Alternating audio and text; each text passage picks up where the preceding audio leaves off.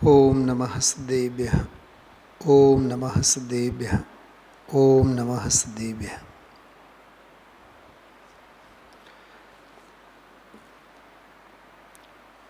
નિર્ગ્રંથ મુનિ ભગવંતો અંગેના અપૂર્વ ઉદ્ગારો.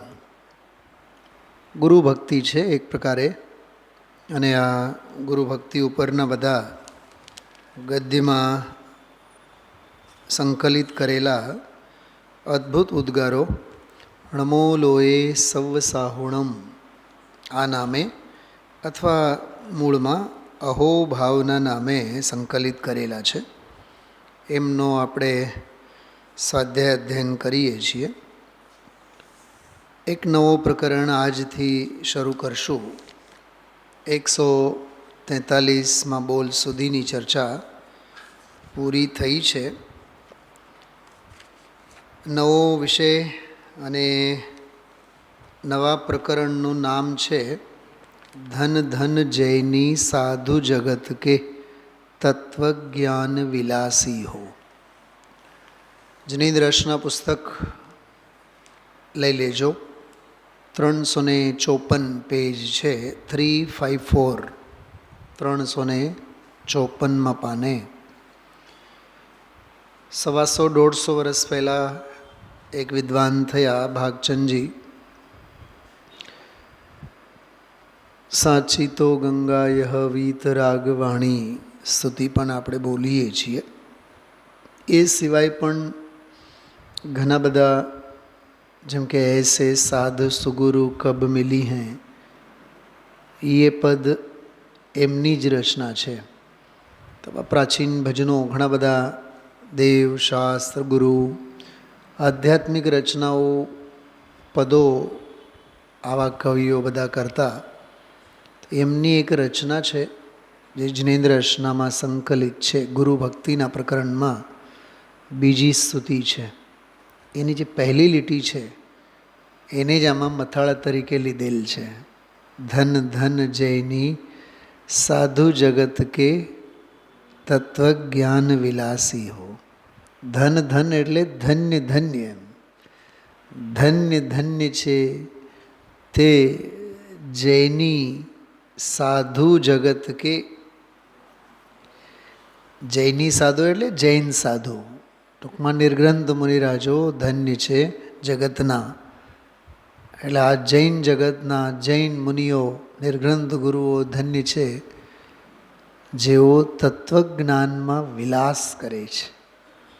ચૈતન્ય વિલાસી છે, તત્વજ્ઞાન વિલાસી છે.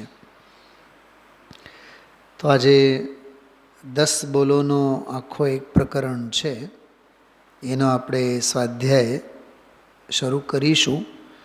સૌથી પહેલાં આપણે આખો આ સર્વ પ્રાચીન પદ મુનિદશાનો, નિર્ગ્રંથ મુનિ જીવનનો અંતરંગ અને બહિરંગ એ બેઉની સ્ફટિક મણીની જેમ પારદર્શી ઝલક રજૂ કરવા માટે સશક્ત અને સમર્થ છે. 4 કડી છે આ પદમાં, ભજનમાં, પણ બહુ તાકતવર અને બહુ અર્થસભર પંક્તિઓ છે. કેટલીક પંક્તિઓ છે એવી છે કે જેમાં પંચાસ્તિકાય, પ્રવચનસાર જેવા શાસ્ત્રોમાં એના મૂળ સ્ત્રોત આપણને ખ્યાલમાં આવે. પાઠ કરશું આપણે, અને સૈદ્ધાંતિક અને દાર્શનિક અને આધ્યાત્મિક એમને એમ ભાવુકતામાં કોઈ ભક્તિની રચના કરી એવી નથી. આ બહુ પ્રાચીન કવિઓની રચનાઓમાં સિદ્ધાંત ભરેલો હોય છે. જૂનાગમના બધા મૂળ ગાથાઓના હાર્દ એમાં ભરેલા હોય છે. જો પાઠ કરીએ.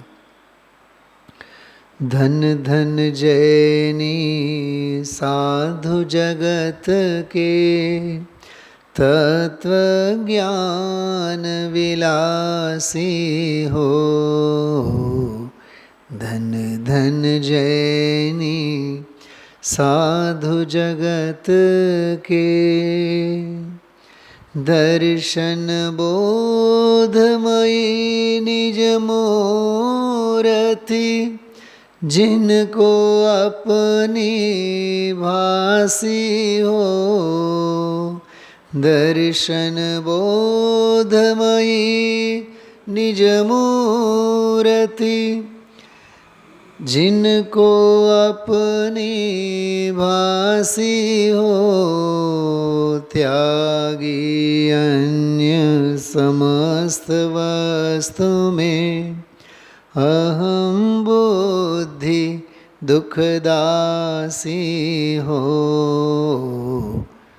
धन धन जैनी साधु जगत के जिन अशुभोपयोग की परिणति सत्ता सहित विनाशी हो जिन अशुभोपयोग की परिणति सत्ता सहित विनाशी होय कदाच शुभोपयोग तो तह भी रहत उदासी हो धन धन जैनी साधु जगत के छेदत जे अनादि दुखदायक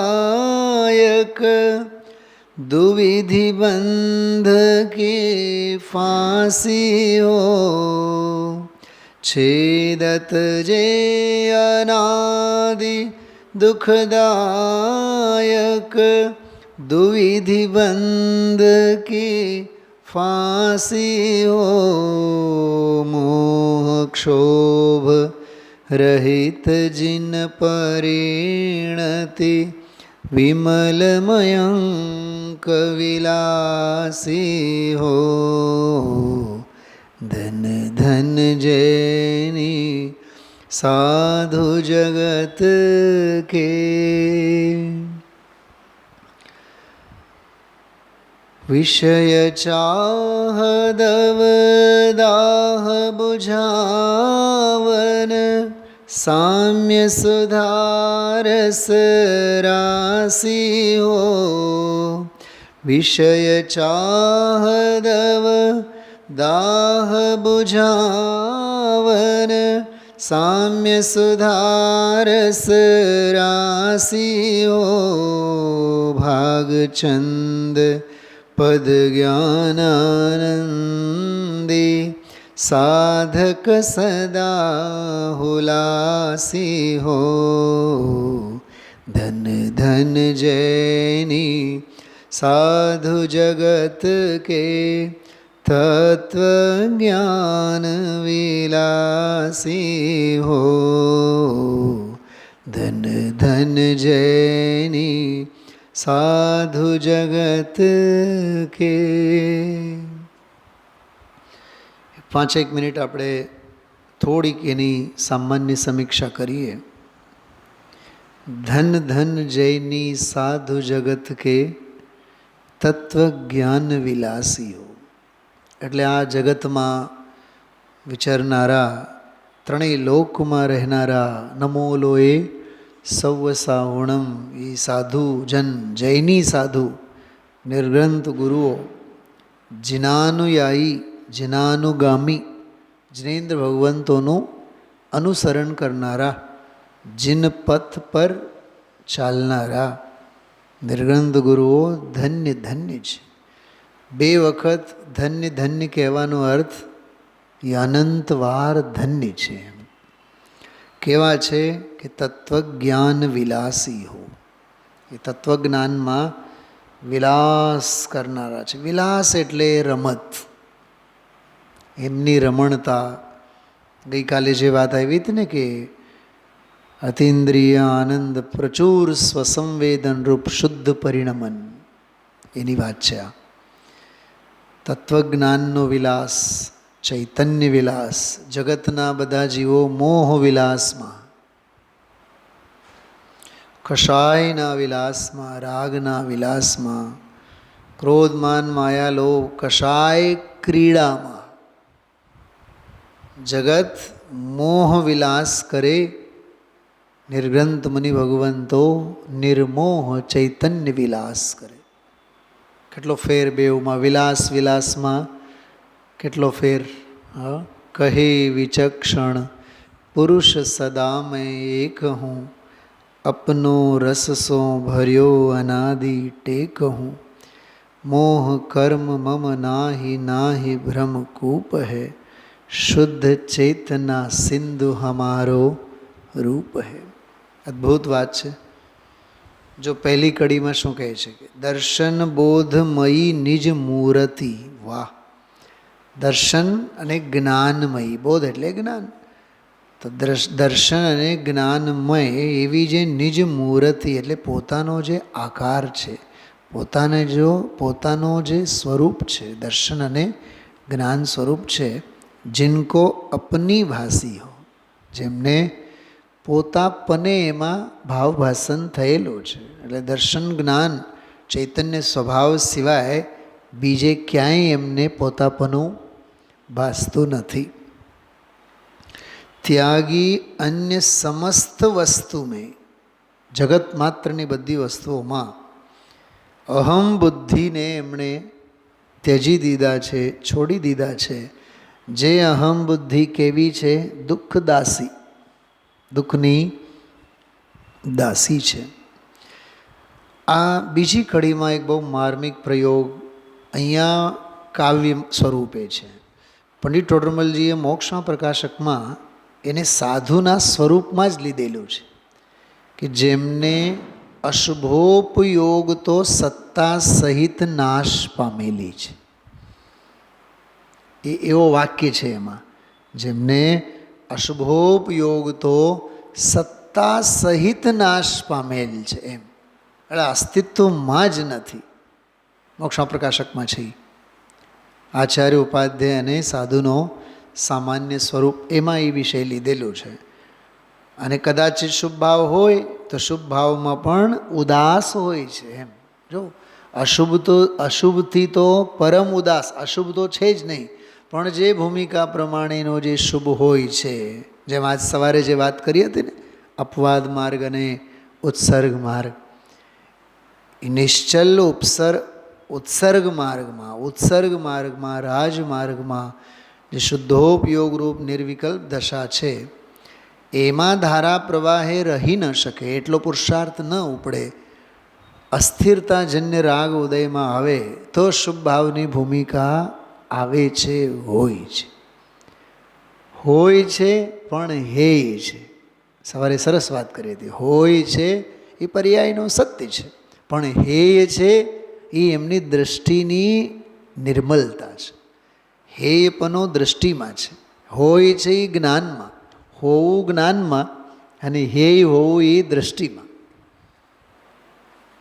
છે ને. ગજબની વાત. હા, જ્ઞેય રૂપે છે, જાણેલો પ્રયોજનવાન છે એમ. જો એ વાત કરે છે આમાં, जिन अशुभोपयोग की परिणति सत्ता सहित विनाशी हो. परिणति, परिणाम નહીં, પરિણામ તો બહારમાં ક્ષણિક હોય, પરિણતિ તો અંદરમાં વહેતી ધારા. તો અશુભની પરિણતિ એટલે પાપરૂપ પરિણતિ તો સત્તા સહિત વિનાશી, એ તો સર્વનાશ એનો થયેલો છે એમ. શ્રદ્ધાના ધોરણે પણ, પરિણામના ધોરણે તો છે જ નહીં, પણ શ્રદ્ધામાં પણ અશુભની કોઈ લાગણી કે અશુભનો અસ્તિત્વ શ્રદ્ધામાં પણ નથી એમ. હોય કદાચ, કદાચ, વાહ! મુખ્યપણે તો નિર્વિકલ્પ રત્નત્રય રૂપ શુદ્ધોપયોગ રૂપ રત્નત્રય સ્વભાવમાં જ રહે છે મુખ્યપણે. અને કદાચ, કદાચ એટલે અત્યલ્પ કાળ માટે જ્યારે બાહ્ય દશામાં આવે, સવિકલ્પ દશામાં આવે, તો હોય કદાચ શુભોપયોગ તો. જો મુનિરાજને કંઈ શુભોપયોગ હંમેશા ન હોય,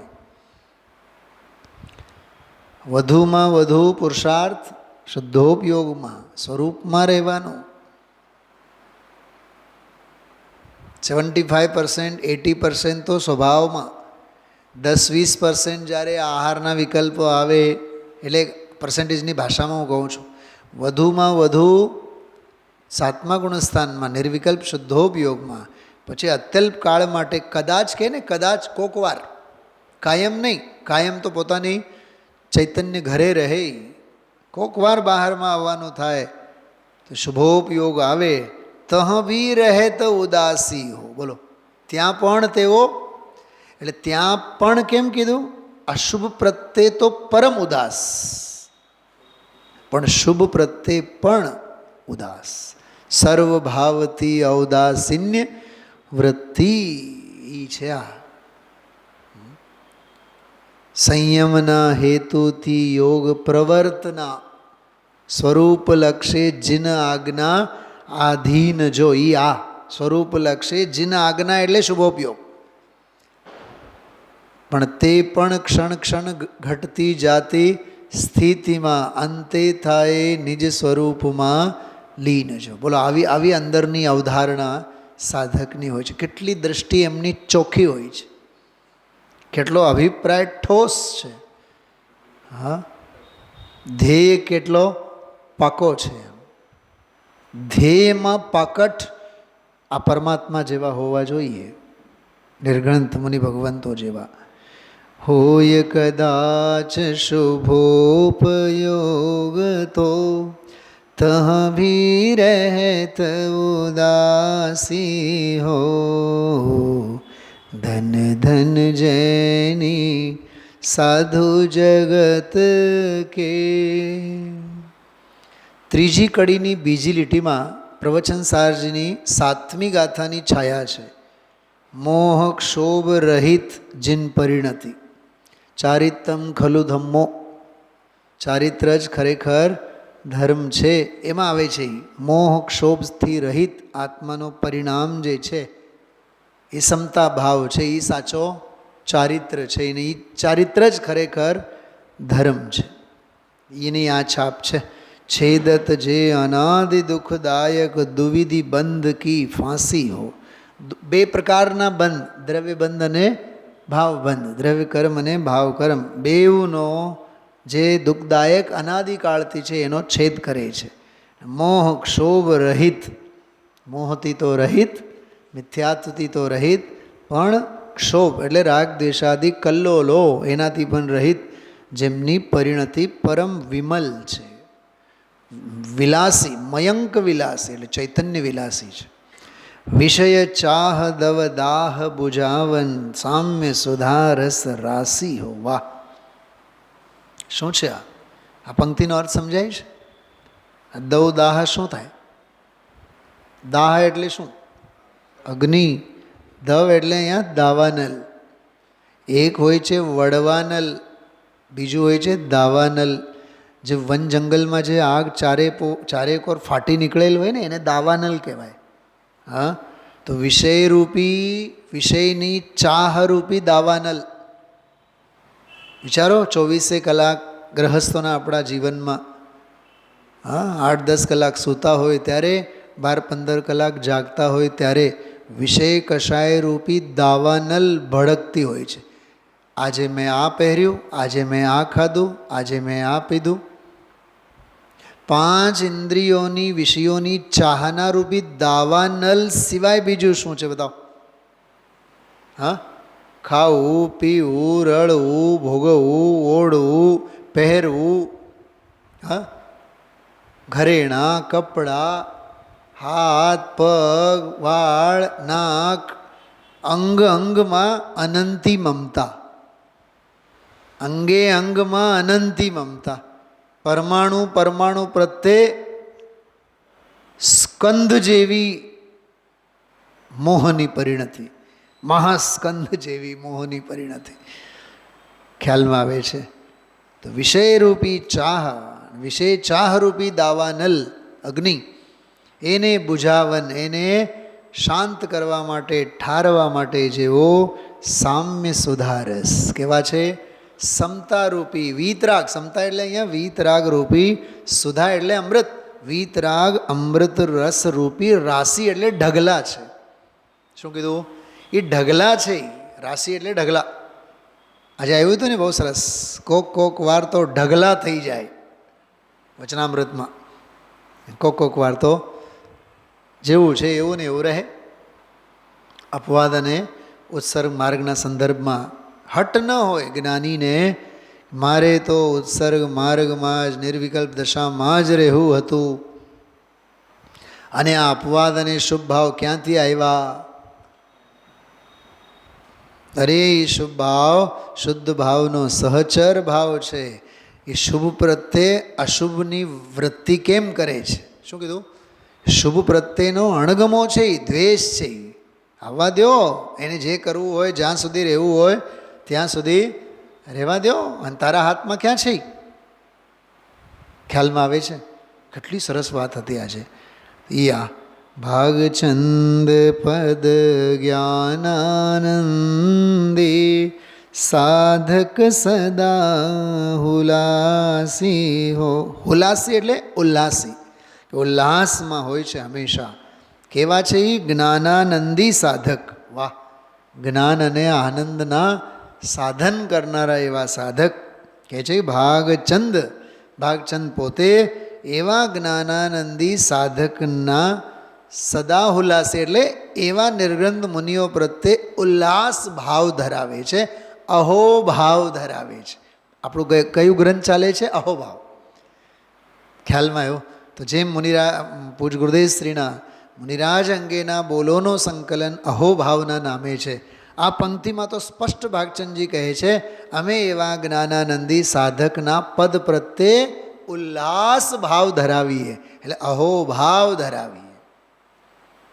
એટલે આ આખું પદ જ અહોભાવ વાળું છે. ધન ધન જૈની સાધુ જગત કે તત્વ જ્ઞાન વિલાસી હો. ધન ધન જૈની સાધુ જગત કે. તો આ શીર્ષક છે. આ 10 બોલોનો એક પ્રકરણ છે, જે 144થી 153 સુધીનો એક બહુ સરસ મજાનો આ એક બોલોનો પ્રકરણ છે. 10 બોલ છે એમાં. આજે આ પહેલો દિવસ છે. થોડી ક્ષણો માટે આપણે 10 બોલોનો એક સમુચ્ચય વાંચન કરીએ, એટલે આપણા મગજમાં છપાઈ જાય કે આમાં શું કહેવા માગે છે. પછી એમની વિશેષ વ્યાખ્યા આવતા દિવસોમાં આપણે પછી સ્વાધ્યાયમાં લઈશું. જો દ્રષ્ટિના નિધાનમાંથી એક બોલ છે 157. 10 ધર્મના જે ગુરુદેવશ્રીના અપૂર્વ પ્રવચનો છે એમાં પેજ નંબર 40 એના ઉપરથી એક છે. પછી જે હમણાં અમૃત પ્રવચનો આપણે વાંચીએ છીએ, હા, એમાં જો વચનામૃત પ્રવચન એ બીજો ભાગ હોવો જોઈએ, 358 પાને. 10 ધર્મ પ્રવચન ફરી પાછું 10 ધર્મમાંથી 40મા પાને. મહામહોત્સવ પ્રવચન, આ પણ એક બહુ ગજબનું સંકલન છે. પૂજ ગુરુદેવશ્રીના અવારનવાર પંચકલ્યાણક પ્રતિષ્ઠાઓ વખતે પણ, ખાસ કરીને દીક્ષા કલ્યાણકના દિવસે વગેરે વિશેષ પ્રવચનો થયા હોય એમાંનું પણ એક સંકલન, એક બોલ છે 148મો. પછી બૃહદ્રવ્ય સંગ્રહ, છેલ્લા આપણે બોલ ઘણા વાંચી જ ગયા છીએ. 41મી ગાથાને આધારે એક બોલ છે. પછી વિતરા વિજ્ઞાન ભાગ 5. આ પણ વિતરા વિજ્ઞાન એટલે છડાળા ઉપરના જે પ્રવચનો છે એમાંથી આ એક બોલ છે. પછી જો છડાળાના પ્રવચન પંડિત દોલતરામજી 5મી ઢાળને આધારે. અષ્ટપાહુડ, આચાર્ય કુંદના અષ્ટપાહુડ ઉપર પ્રવચનોમાં આવેલો એક બોલ. અને છેલ્લે સ્વામી કાર્તિકેયાન પ્રેક્ષામાંથી લીધેલો એક બોલ. આવી રીતે 10 બોલો છે.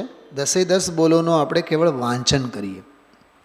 અહો ભાવલિંગી મુનિ अर्थात चलते फिरते परमेश्वर जो अंदर में आनंद कंद का झूला झूलते हैं, अहो जिनके दर्शन अहो भाग्य से होते हैं, जो आनंद की क्रीड़ा करते हैं, वह धन्य दशा अलौकिक है.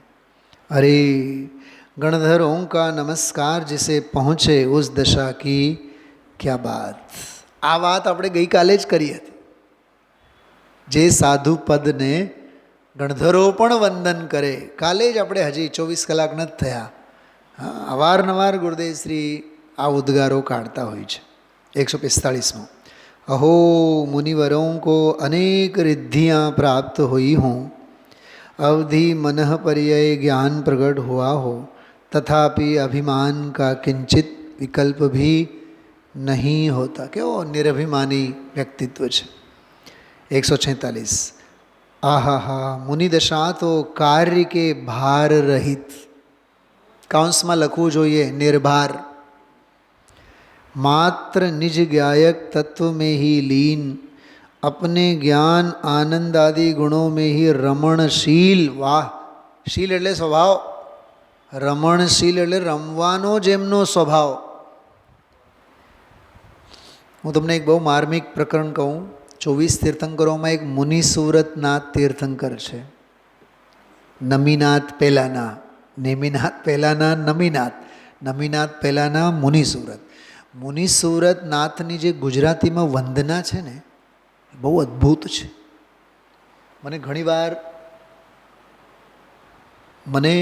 મુનિ સુવ્રતનાથ તીર્થંકરની વંદનામાં ખબર નહીં એટલો આનંદ આવે જ્યારે હું એમના ચરણોમાં ત્યાં ઊભો હોઉં છું અને જે કવિના કલમથી જે પંક્તિ એમાં નીકળી છે એટલી અદ્ભુત છે. અજ્ઞાનાંધ કૃતિ વિનાશ કરવા. હે મુનિ સુવ્રતનાથ, આપ કેવા છો? અજ્ઞાન રૂપી અંધકૃતિ, અજ્ઞાન રૂપી અંધારાની કૃતિ એટલે રચના, ટૂંકમાં ચારેક ઓર ફેલાયેલો અંધારો. અજ્ઞાનાંધ કૃતિ વિનાશ કરવા, જે સૂર્ય જેવા કયા. તમે સૂર્ય જેવા છો, અજ્ઞાનરૂપી અંધારાને દૂર કરવા.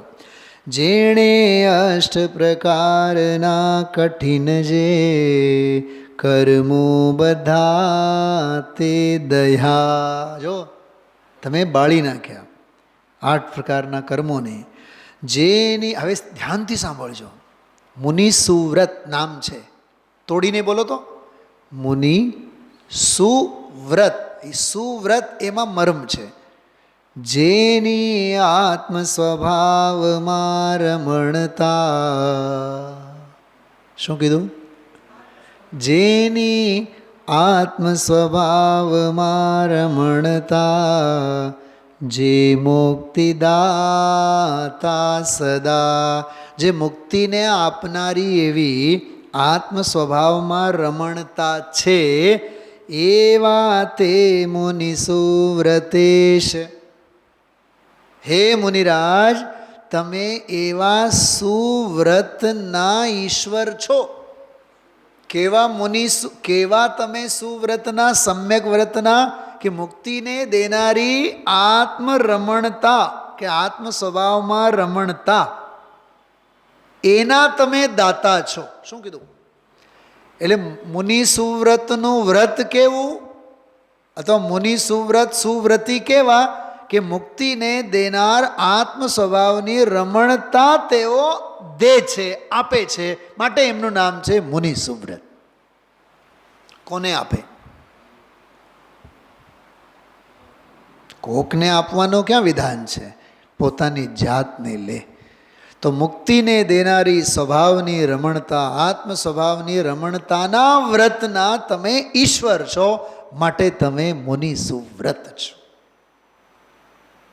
ક્યાં આપણને દર્શન કરતી વખતે આ બધા ભાવો ઉછળે છે? થંભી જવાય એક તીર્થંકરની વંદનામાં. કોઠે પડવું જોઈએ, સમજણ વધારવી જોઈએ. 24 તીર્થંકરોના પણ દર્શન સ્વાધ્યાય સાથે કરાય. આપણો તો સ્વાધ્યાય પણ દર્શન જેવું થાય છે. આપણો તો સ્વાધ્યાય દર્શન જેવું થાય છે. ખરેખર દર્શન પણ કેવા થવા જોઈએ? સ્વાધ્યાયના સથવારે થવા જોઈએ. ખ્યાલ હતું તમને આ રહસ્ય?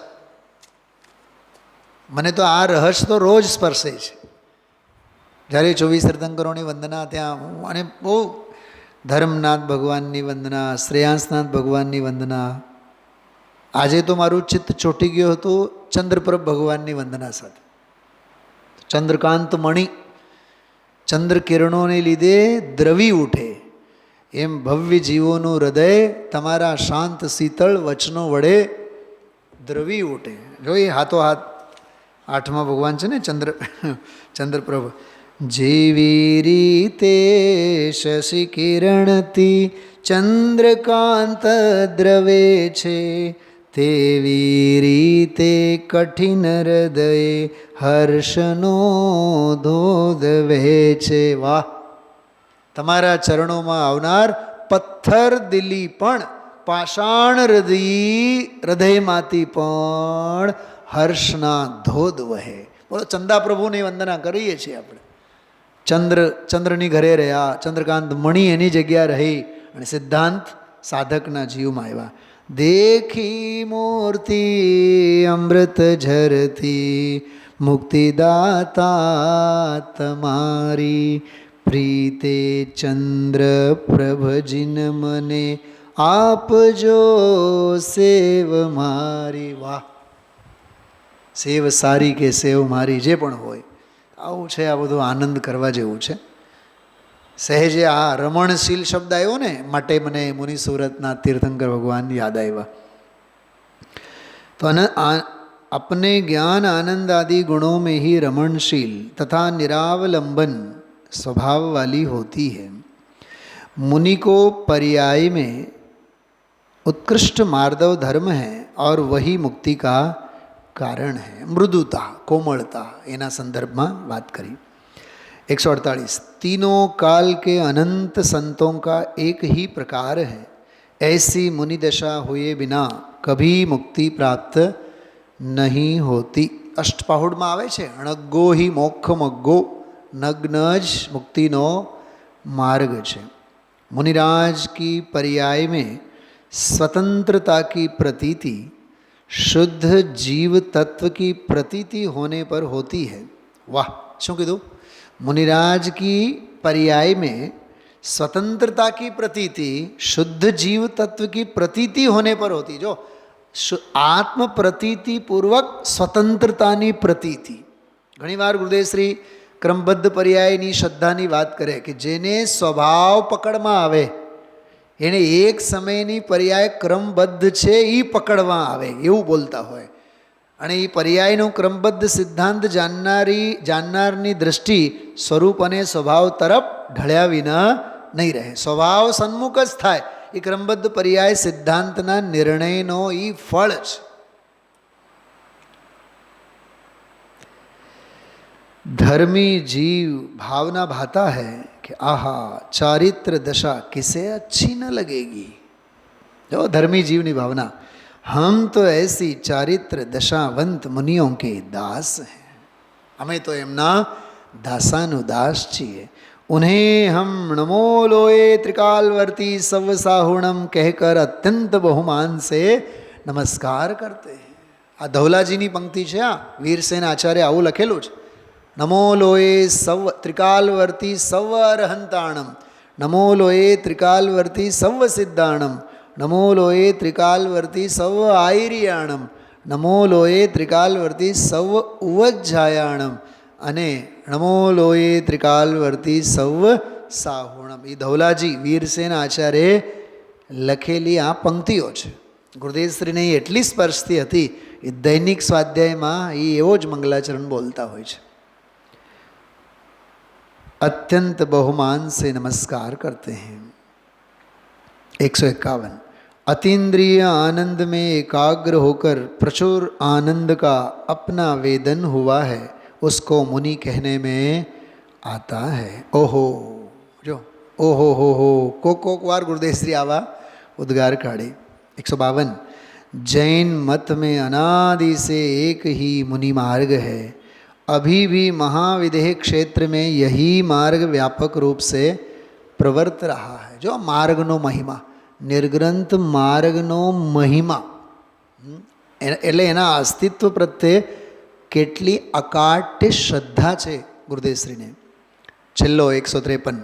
अहो दिगंबर संतों का कोई भी ग्रंथ लो, सभी में एकाकार बात ली है कि तू निज चिदानंद ज्ञायक सन्मुक्ता का पुरुषार्थ कर, पर में परिवर्तन की बुद्धि मिथ्या है. એ 12 ભાવનાવાળું પુસ્તક છે કાર્તિકીય અનુપ્રેક્ષા, એમાંથી આ બોલ સરસ લીધેલું છે. 12 અંગનો સાર, દ્વાદશાંગનો સાર, સમસ્ત બહિર્મુખતાને છોડી બહિર્મુખતાથી હટીને સ્વસન્મુખ થવું તે 12 અંગનો સાર છે. કેવળ નિજ સ્વભાવનું અખંડ વર્તે જ્ઞાન, તે કહીએ જ્ઞાની દશા, દેહ છતાં નિર્વાણ. આ અપૂર્વ બોલ કૃપાળુ દેવનો છે. તો આવા બહુ અધ્યાત્મ ભાવથી સભર આજનો આ સ્વાધ્યાય. મૂળ પદ ધન ધન જયની સાધુ જગત કે તત્વજ્ઞાન વિલાસી હો, એની સમીક્ષાત્મક અધ્યયન આપણે થોડીક ક્ષણો માટે કરી 10 બોલોનો પાઠ આપણે વાંચી ગયા છીએ. વિશેષ પછી એમની ચર્ચા વિચારણા આપણે પછી લેશું. ઓમ નમઃ સિદ્ધિભ્ય.